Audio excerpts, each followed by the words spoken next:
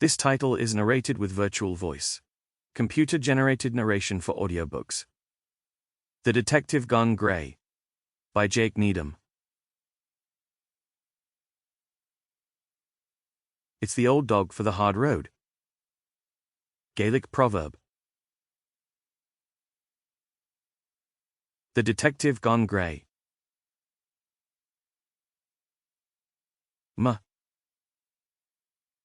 Masoud Sedegatz was not who everyone thought he was.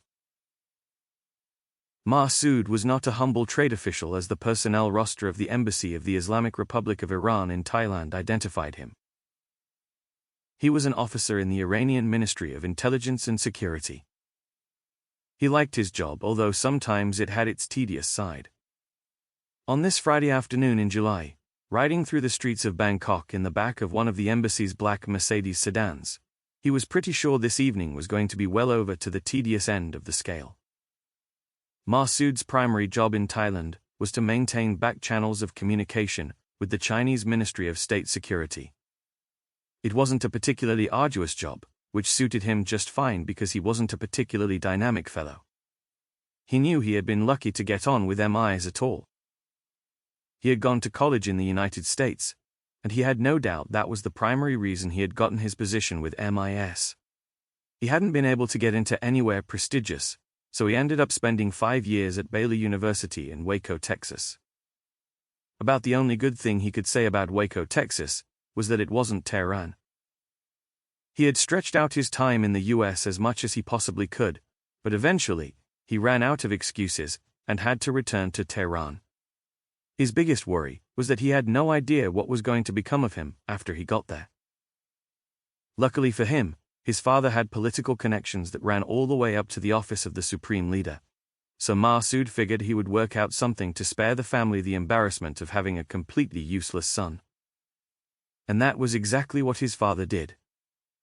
His father arranged a position for him in the Ministry of Intelligence and Security. That was how things worked in Iran. It was who you knew, or more likely, who your family knew. What you knew, if you knew anything at all, didn't have a great deal to do with anything. Masoud was happy when he found out where his father had made arrangements for him to land. MIS sounded like it might be fun.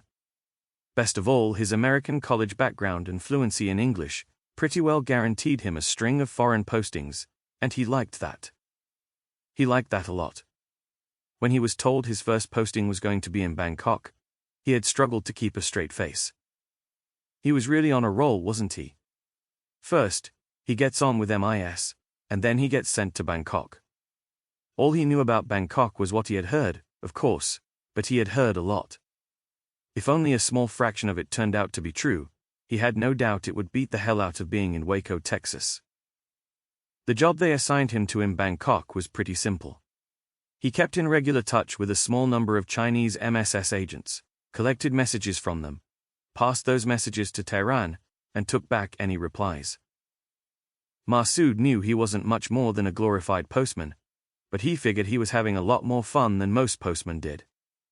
After all, there were worse things in life than being assigned to pick up and deliver messages by making the rounds of Bangkok bars and restaurants and sharing drinks and meals with a continually rotating cast of Chinese spies. He supposed that made him a spy too. Well, naturally it did. "My name is Sedegatz," he murmured to himself. "Masoud Sedegatz." Masoud giggled.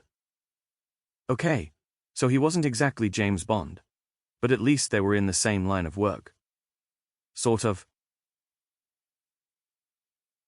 Masoud loved American gangster movies.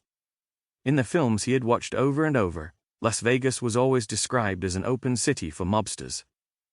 There was an unspoken understanding among all the families that everyone could operate there, that everyone left everyone else alone there, and that everyone could do pretty much whatever they wanted there, without worrying about coming into conflict with anyone else.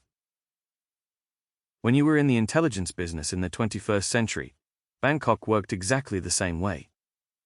Every serious intelligence agency in the world operated in Bangkok, and the Thais didn't particularly care what anybody did just as long as it didn't involve them. It had been a particularly busy time for Masoud recently.